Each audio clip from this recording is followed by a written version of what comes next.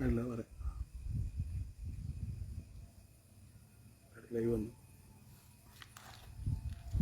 അലൈക്കും. ഞാനിപ്പോൾ നിൽക്കുന്നത് പൂളപ്പാടത്താണ്. ഞാൻ മുസ്ലിം ലീഗ് ജനറൽ സെക്രട്ടറി. എൻ്റെ പേര് സലൂദ് ജലീൽ. ഇന്ന് 7/8/2024 സമയം 10:30 കഴിഞ്ഞു. ഇവിടെ ഇപ്പോൾ ഈ ലൈവ് ഇടാനുണ്ടായ സാഹചര്യം, മുസ്ലിം ലീഗ് സംസ്ഥാന കമ്മിറ്റി പ്രളയബാധിതർക്ക് വേണ്ടി പോത്തുകല്ല് പൂളപ്പാടത്ത് നിർമ്മിച്ച് നൽകുന്ന ഈ 10 വീടുകൾ,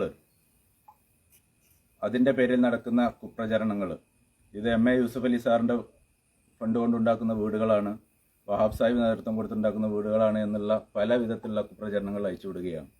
അപ്പോൾ അതിന് നമ്മുടെ പ്രവർത്തകരെങ്കിലും അത് അറിഞ്ഞിരിക്കണമെന്നുള്ള ഉദ്ദേശത്തിലാണ് ഇങ്ങനൊരു വീഡിയോ ഇവിടെ നിന്ന് ചെയ്യുന്നത്.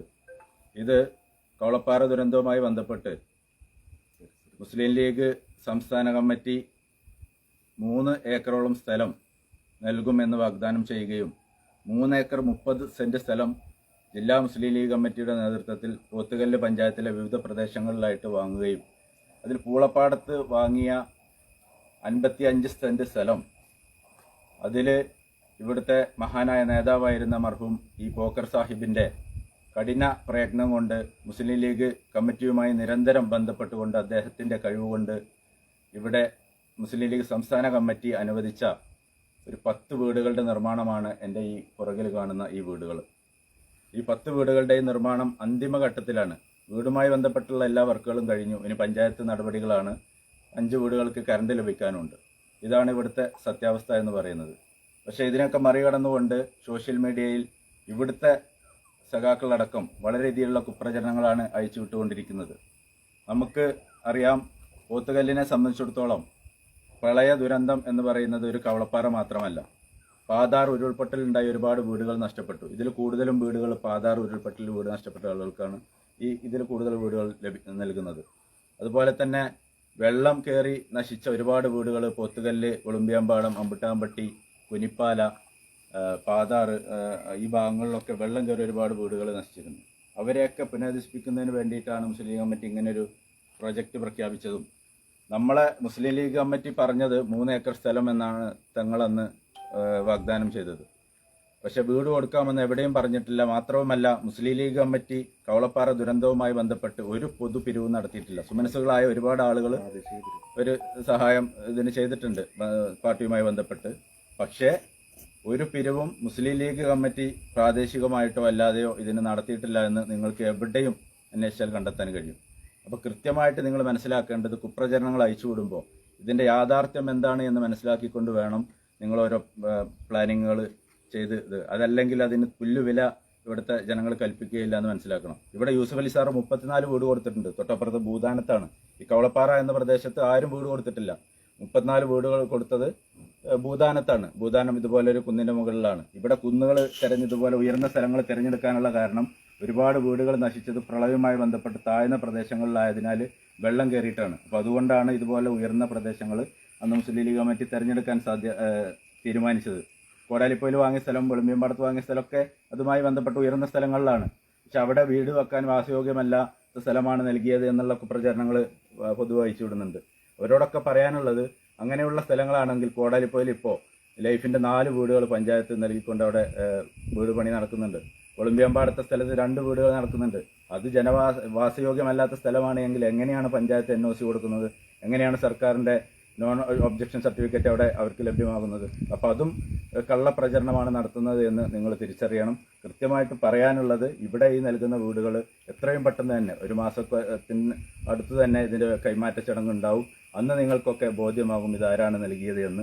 നിങ്ങൾ കുപ്രചാരണം എത്ര തന്നെ അയച്ചു വിട്ടാലും അതൊന്നും വില പോകില്ല എന്നാണ് പോത്തുകല്ലിനെ സംബന്ധിച്ചിടത്തോളം പറയാനുള്ളത്.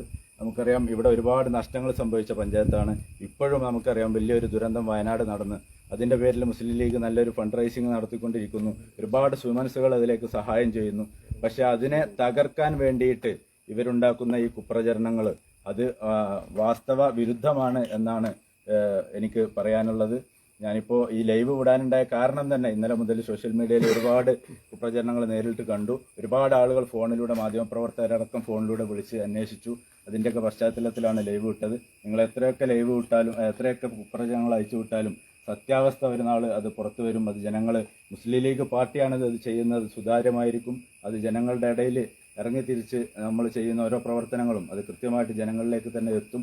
ഒരു രൂപ മുസ്ലിം ലീഗ് ഫണ്ട് പിരിച്ചിട്ടുണ്ടെങ്കിൽ അത് കൃത്യമായിട്ട് വിനിയോഗിക്കാനുള്ള ശേഷിയും കരുത്തുമുള്ള പാർട്ടിയാണ് മുസ്ലിം ലീഗ് എന്നുള്ളത് എല്ലാവരും മനസ്സിലാക്കണം.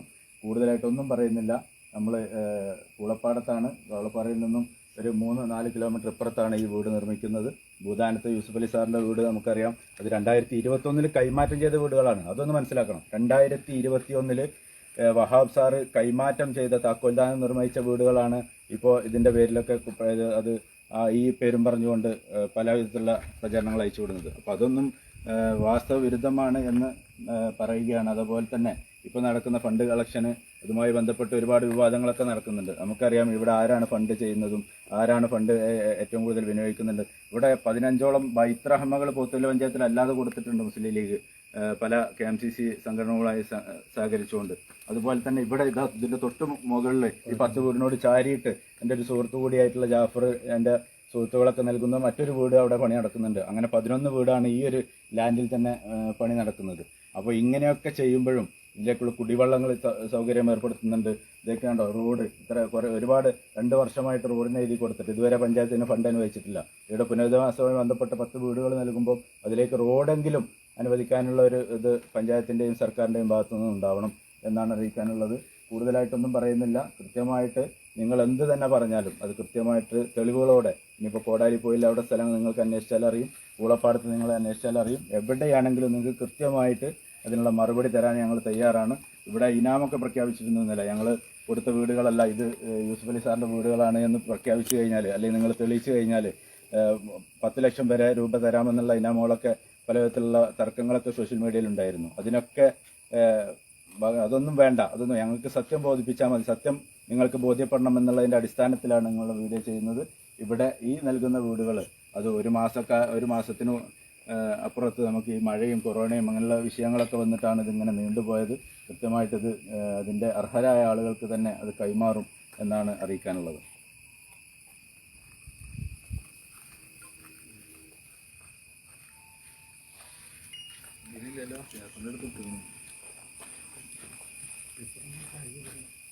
അതിൽ